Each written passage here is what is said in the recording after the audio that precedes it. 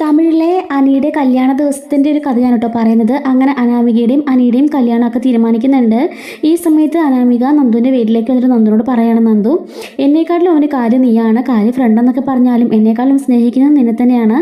അതുകൊണ്ട് ദയവ് ചെയ്ത് നീ കല്യാണത്തിന് പങ്കെടുക്കരുതെന്ന് പറയുമ്പോഴേക്കും നന്ദുവിന് ഒരുപാട് സങ്കടമാകുന്നുണ്ട്. ഇതും കേട്ടോണ്ടാണ് അച്ഛൻ കയറി വരുന്നത്.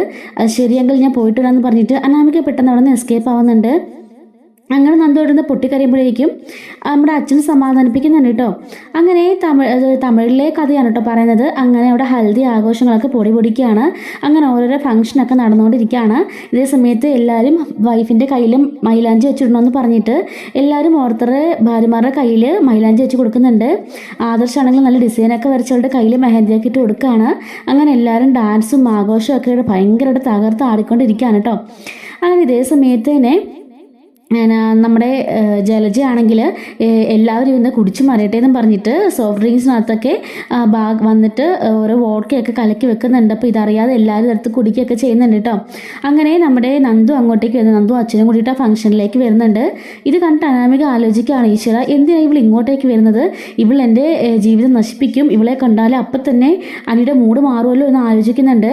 വലിയൊരു ട്വിസ്റ്റ് എന്താണെന്ന് വെച്ചാൽ തമിഴിൽ വിജയ് എന്ന് പറഞ്ഞ ക്യാരക്ടറാണ് അനിയുടെ. അപ്പോൾ വിജയ്ക്ക് നന്ദുവിനെ ഇഷ്ടമല്ല, അതായത് അവൻ്റെ ഫ്രണ്ട് മാത്രമാണ്. അനാമികനെ ഞാൻ ഒരുപാട് ലവ് ചെയ്യുന്നുണ്ട്, പക്ഷെ മലയാളത്തിൽ അനാമികനെ ലവ് ചെയ്യുന്നുമില്ല, നന്ദുവിനെയാണ് പ്രണയിക്കുന്നതും. അങ്ങനെ ഒരു വലിയൊരു ഡിഫറൻസ് തമിഴിലും മലയാളത്തിലുമായിട്ടുണ്ട്. അങ്ങനെ അവിടെ കല്യാണത്തിന് ഈ ഫംഗ്ഷന് വരുന്നുണ്ട്. അനാമിക ഓർക്കാണ്, പക്ഷേ ഇവൾ വന്ന് കയറി, ഇനി അവളെ മാത്രം ശ്രദ്ധിക്കുകയുള്ളൂ, ഇനി അവളായിരിക്കും അവൻ്റെ ലോകം എന്നൊക്കെ പറയുന്നുണ്ട്.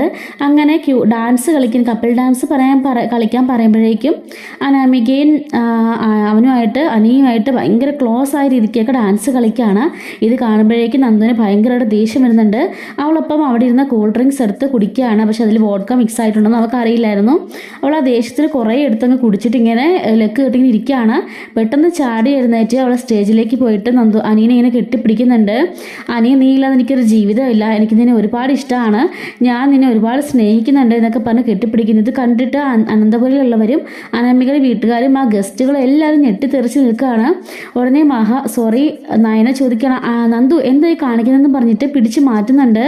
ഇല്ല ചേച്ചി, ഇത്ര നാളും ചേച്ചി ചോദിച്ചില്ല എന്തായാലും മനസ്സിലെന്ന്, എനിക്കിവരെ ഇഷ്ടമാണെന്നൊക്കെ പറഞ്ഞ് അലറി വിളിക്കുന്നുണ്ട്.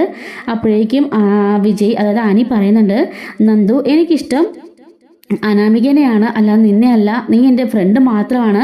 ഫ്രണ്ട് എന്ന നിലയ്ക്ക് എനിക്ക് നിന്നെ ഭയങ്കര ഇഷ്ടമാണ്, അല്ലാതെ എൻ്റെ ലവ് എന്ന നിലയ്ക്കാണെന്നുണ്ടെങ്കിൽ അതെന്നും എൻ്റെ അനാമിക മാത്രമായിരിക്കുമെന്ന് പറയുന്നുണ്ട്.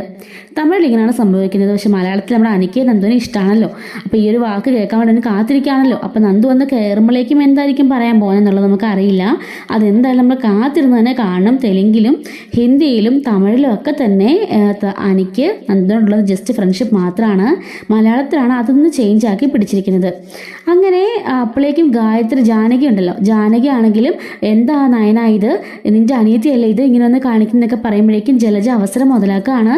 കണ്ടില്ല ഏട്ടത്തി, ഞാൻ പറഞ്ഞപ്പോൾ നിങ്ങൾ ആരും വിശ്വസിച്ചില്ലല്ലോ. ചേട്ടത്തിക്കും അനിയത്തിക്കും പിറകെ ഏറ്റവും ഇളയ അനിയത്തിയും കൂടെ അവൾമാരെ കൊണ്ടുവന്നിരിക്കുക. എങ്ങനെയും അനന്തപുരിയിലുള്ള അവസാനത്തെ മൂന്നാമത്തെ ചെറുക്കനെയും കൂടി വലവീശി പിടിക്കാനായിട്ട് ഇത് ഇവളുമാരുടെ പ്ലാനിങ് തന്നെയാണ്. അവളെ ഇപ്പോൾ വിളിച്ചു വരുത്തി നമ്മുടെ ഒരു സീൻ ക്രിയേറ്റ് ചെയ്ത് അനിയുമായിട്ടുള്ള ഓൾറെഡി ഒരു റിലേഷൻ ഉണ്ടല്ലോ, അതൊന്ന് പെരുപ്പിച്ച് കാണിച്ച് എല്ലാവരുടെ മുമ്പിൽ ഇവളെ കൊണ്ട് താലി കെട്ടിക്കാനുള്ള പരിപാടിയാണ് എന്നൊക്കെ പറഞ്ഞ് ജലജ ആ അവസരം നന്നായിട്ട് മുതലെടുക്കുന്നുണ്ട്. അപ്പോഴേക്കും നയനെ പറയുന്നുണ്ട്, അയ്യോ സത്യമായിട്ടും ഇവളുടെ മനസ്സിൽ ഇങ്ങനെ ഒരു തെറ്റിദ്ധാരണ ഉണ്ടെന്ന് ഞങ്ങൾക്ക് അറിയില്ലായിരുന്നു, അവളെ ജസ്റ്റ് ഫ്രണ്ട്ഷിപ്പ് മാത്രമാണെന്ന് ഞങ്ങൾ കരുതി എന്നൊക്കെ പറഞ്ഞിട്ട് നയനെയും അതുപോലെ തന്നെ നവ്യം പറയുന്നുണ്ട്. അച്ഛനും അമ്മയും പറയണം, അതെ അതെ ഞങ്ങൾക്ക് ആർക്കും അറിയില്ല, നന്ദുമോളെ എന്തായി കാണിക്കുന്നത്, ഒരിക്കലും ഞങ്ങൾ ഇങ്ങോട്ട് വിടാൻ ആഗ്രഹിക്കുന്നുമില്ല, കാരണം ഞങ്ങളുടെ മൂത്ത രണ്ട് മക്കളും ഈ വീട്ടിൽ കിടന്ന് കഷ്ടപ്പെടുന്നതും ബുദ്ധിമുട്ടൊന്നും ഞങ്ങൾ കാണുന്നുണ്ട്. അതുകൊണ്ട് തന്നെ ഒരിക്കലും ഞങ്ങൾ ഈ ഒരു ചതിക്ക് കൂട്ടു നിൽക്കില്ല. ഈ ഒരു ആഗ്രഹം ഒരിക്കലും ഞങ്ങളുടെ മനസ്സിലില്ല. ഞങ്ങളെപ്പോലെ പാവപ്പെട്ടൊരു വീട്ടിലേക്ക് എൻ്റെ മകളെ കെട്ടിച്ചേക്കണം ഞങ്ങളുടെ ആഗ്രഹം എന്നൊക്കെ പറഞ്ഞിട്ട് അവിടുന്ന് കനവും ഗോവിന്ദനൊക്കെ കരയുന്നുണ്ട്. ജലജ പറയണം, മതി നിങ്ങളുടെ കള്ളത്തിലൊക്കെ നിർത്തുമെന്ന് പറയാണ്. അപ്പോൾ ഇത് കാണുമ്പോഴേക്കും ദേവയാനി ഒരുപാട് ദേഷ്യപ്പെട്ട് അവരോട് കലിതുള്ളുന്നുണ്ട്. ഇത്ര നാളും നയനയ്ക്ക് ഏറ്റവും കൂടുതൽ സപ്പോർട്ടീവായിട്ടും അവളെ ഒരുപാട് സ്നേഹിച്ചിരുന്നതുമായ ജാനകി ചെറിയമ്മയുണ്ടല്ലോ, അനിയുടെ അമ്മ ചെറിയമ്മയാണ് ഏറ്റവും കൂടുതൽ നയനെ വഴക്ക് പറയുന്നത്. എനിക്കറിയാം എൻ്റെ മകൻ്റെ ജീവിതം മനഃപൂർവ്വം നശിപ്പിക്കാനായിട്ട് നീ നിൻ്റെ അനിയത്തിയെ കൂട്ടിക്കൊണ്ട് വന്നതാണെന്നൊക്കെ പറഞ്ഞിട്ട് അവളും നമ്മുടെ നയനെ തെറ്റിദ്ധരിക്കുമ്പോഴേക്കും എനിക്കത് ഒരുപാട് സങ്കടമാകുന്നുണ്ട്. അങ്ങനെ പറയുന്നുണ്ട്, ഒരിക്കലും നടക്കാൻ പോകുന്നില്ല, അനി തന്നെ അനാമികയെ വിവാഹം കഴിക്കുമെന്നൊക്കെ പറയുന്നുണ്ട്. അങ്ങനെ അനി അനാമികനെ വിവാഹം കഴിക്കാനൊക്കെ ആയിട്ട് ഇങ്ങനെ തയ്യാറെടുക്കുന്നുണ്ട്. ഈ സമയം സമയത്ത് ജലജയാണെങ്കിൽ മര്യാദയ്ക്ക് ഇറങ്ങി പോടീന്നും പറഞ്ഞിട്ട് കനകത്തിനെയും കുടുംബത്തിനെയും ഒരുപാട് ആക്ഷേപിക്കുന്നുണ്ട്. മുത്തശ്ശിയാണെങ്കിൽ പറയുന്നുണ്ടില്ല, ഒരിക്കലും നയനെ മോളോ അങ്ങനൊന്നും ചെയ്യില്ല, ഇത് ഇവൾക്ക് അറിയാൻ ഒരു സാധ്യതയുമില്ല, അറിയുന്നുണ്ടെങ്കിൽ അവളെ നേരത്തെ വീട്ടിൽ അറിയിച്ചേനെ, ഒരിക്കലും അവൾ ഇതിനെ സമ്മതിക്കാനും പോകുന്നില്ല. നവ്യ നയനയും ഈ വീട്ടിൽ കിടന്ന് അവരുടെ ഭർത്താവിൻ്റെ അമ്മായിമ്മനെ കഴിഞ്ഞാൽ ശരിക്കും ഓരോ ദിവസം അനുഭവിക്കുന്നുണ്ട്. അതുകൊണ്ട് തന്നെ അവൾ ഒരിക്കലും ഇങ്ങനെ ചെയ്യില്ലെന്നാണ് ഞങ്ങളുടെ വിശ്വാസം എന്നൊക്കെ മുത്തശ്ശി പറയുന്നുണ്ട്. ഇതേ സമയത്ത് തന്നെ എല്ലാ പ്രാവശ്യം നയനെ കുറ്റം പറയുന്ന ആദർശം ഉണ്ടല്ലോ, ഇത്തവണ നയനയ്ക്ക് സപ്പോർട്ട് കൊടുക്കുന്നുണ്ട്. ഇത്രയും നാളും അവളെ സ്നേഹിച്ചെന്ന് ചെറിയമ്മ പോലും ഇങ്ങനെ പറയരുത്, നയനയ്ക്കത് സഹിക്കാനാവില്ല, സത്യമായിട്ടും നന്ദുവിൻ്റെ ഈ കേസ് നയനയ്ക്കോ നവ്യയ്ക്കോ അറിയില്ല, അത് ഉറപ്പാണ് എന്ന് പറയുകയാണ്. പലതവണ നയന പോയിട്ട് നന്ദുവിനോട് ചോദിക്കുന്നത് ഞാൻ കേട്ടതാണ്, നിൻ്റെ മനസ്സിൽ എന്തോ ഒരു വിഷമമുണ്ട്, എന്താണെന്ന് ചോദിക്കുമ്പോൾ അവൾ ഒന്നുമില്ല എന്ന് പറയുന്നേ ഉണ്ടായിരുന്നുള്ളൂ, അതെനിക്ക് നന്നായിട്ടറിയാം, അതുകൊണ്ട് ആരെ നയനയെ കുറ്റപ്പെടുത്തണ്ട എന്ന് പറഞ്ഞ് ആദർശ് നയനയ്ക്ക് സൈഡ് പിടിക്കുന്നുണ്ട്. അപ്പോഴേക്കും ദേവേനെ എന്നിട്ട് പറയുകയാണ്, നീ എന്തിനാണ് അവളുടെ സൈഡ് പിടിക്കുന്നത്, നീ കണ്ടതിലൂടെ ഉണ്ടായ പ്രശ്നങ്ങൾ മുഴുവനും അവളുടെ അനിയത്തി കുടിച്ചില്ല കിട്ടുമെന്ന് പറഞ്ഞ് എല്ലാവരും കേട്ടതല്ലേ എന്നൊക്കെ ചോദിക്കുന്നുണ്ട്.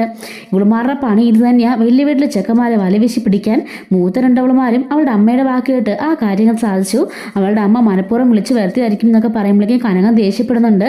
ഇല്ല, ഒരിക്കലും ഞാൻ സമ്മതിക്കില്ല, ഞാൻ ഒരിക്കലും എൻ്റെ ഇളയ മകളോട് പറഞ്ഞിട്ടില്ല എന്ന് പറഞ്ഞിട്ട് ഇറങ്ങി വന്ന് കനകം നന്ദുവിനെ കുറേ അടിക്കുന്നുണ്ട്. പരടി സത്യം പറ, ഞങ്ങൾ നിന്നെ പ്രോത്സാഹിപ്പിച്ചിട്ടുണ്ടോ, ഞങ്ങൾ നിന്നോട് എന്തെങ്കിലും പറഞ്ഞിട്ടുണ്ടോ എന്നൊക്കെ ചോദിക്കുമ്പോൾ അമ്മയെ ഇല്ല, അമ്മയെ ഒരിക്കലും ഇല്ല, എൻ്റെ അമ്മയും അച്ഛനും പറഞ്ഞത് ഞങ്ങളുടെ തരത്തിനനുസരിച്ചുള്ള പാവപ്പെട്ട ഒരു വീട്ടിലെ പയ്യനെ വിവാഹം കഴിക്കണമെന്നാണ്. പക്ഷേ എൻ്റെ മനസ്സിനകത്ത് ഇന്നേ വരെ ഒരാണും കയറിയിട്ടില്ല. ഇത്ര നാളെ ഞാൻ കളിച്ചുകൊണ്ടിരുന്നതും പഠിച്ചതും എല്ലാം ബോയ്സിൻ്റെ കൂടെയാണ്. പക്ഷേങ്കിൽ അനിയെ കണ്ടതിന് ശേഷമാണ് എനിക്ക് മനസ്സിനുള്ളിൽ ഒരു പ്രണയം ആദ്യമായിട്ട് തോന്നി തുടങ്ങിയത്, ഞാനൊരു പെണ്ണാണെന്ന് എനിക്ക് തോന്നി തുടങ്ങിയത്.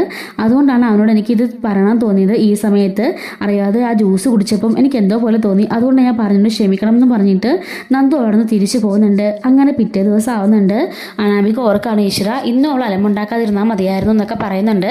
അങ്ങനെ അവൾ രാത്രിയിൽ അനിയെ വിളിക്കുമ്പോഴേക്കും അനി പറയുന്നുണ്ട്, അവളപ്പോൾ കുടിച്ചിട്ടുണ്ടായിരുന്നു, അങ്ങനെ അവൾ എന്തൊക്കെയോ പറഞ്ഞതാ, അതൊന്നും നീ കാര്യമാക്കണ്ട, അവൾ എന്തോ എൻ്റെ മനസ്സിലൊരു ഫ്രണ്ട് മാത്രമാണെന്ന് പറയുന്നുണ്ട്. അങ്ങനെ പിറ്റേ ദിവസം അനാമികയുടെയും അനിയുടെയും വിവാഹം നടക്കുന്നുണ്ട് കേട്ടോ. നന്ദുവിനെ അല്ല, അനാമികനെയാണ് അനി വിവാഹം കഴിക്കുന്നത്. അങ്ങനെ സന്തോഷമായിട്ട് വിവാഹം നടക്കുന്നുണ്ട്. പക്ഷേ ഇതേ സമയത്തിന് നന്ദു ഭയങ്കര കരച്ചിലും ബഹളമൊക്കെ ആയിരിക്കും. അച്ഛനും അമ്മയും കൂടി അവളെ സമാധാനിപ്പിക്കുന്നുണ്ട് കേട്ടോ. മലയാളത്തിലേക്ക് വരുമ്പം ആ ഒരു വിവാഹം നടക്കുമോ, ഈ നമ്മുടെ അനിക്ക് നന്ദുവിന് ഇഷ്ടമാണല്ലോ, അവനൊരു വാക്ക് കേൾക്കാൻ കാത്തിരിക്കുകയാണല്ലോ, അതുകൊണ്ട് തന്നെ അവർ തമ്മിലുള്ള വിവാഹം നടക്കുമോ എന്നൊന്നും അറിയില്ല. തമിഴിൽ അനാമികയായിട്ട് വിജയ്, അതായത് അനി നന്നായിട്ട് ജീവിച്ചു പോകും. പക്ഷേങ്കിൽ മലയാളത്തിലേക്ക് വരുമ്പം അതെന്തായിരിക്കും എന്നുള്ളത് കാത്തിരുന്ന് തന്നെ കാണണം. നല്ലൊരു വിരഹത്തിൻ്റെ ഒരു സ്റ്റോറിയാണ് വരാൻ പോകുന്നത് മലയാളത്തിലും തോന്നുന്നുണ്ട്. ആ ഒരു ലൈനാണ് ഇപ്പോൾ വെച്ച് പിടിക്കുന്നത്. എന്തായാലും അനാമിക തന്നെ വിവാഹം കഴിക്കാതിരിക്കും മലയാളത്തിലും. പക്ഷേങ്കിൽ നന്ദുവായിട്ടുള്ള ഒരു പ്രണയമൊക്കെ ഒരു സാഡ് മോഡിൽ അവതരിപ്പിക്കാനൊക്കെയാണ് സാധ്യത.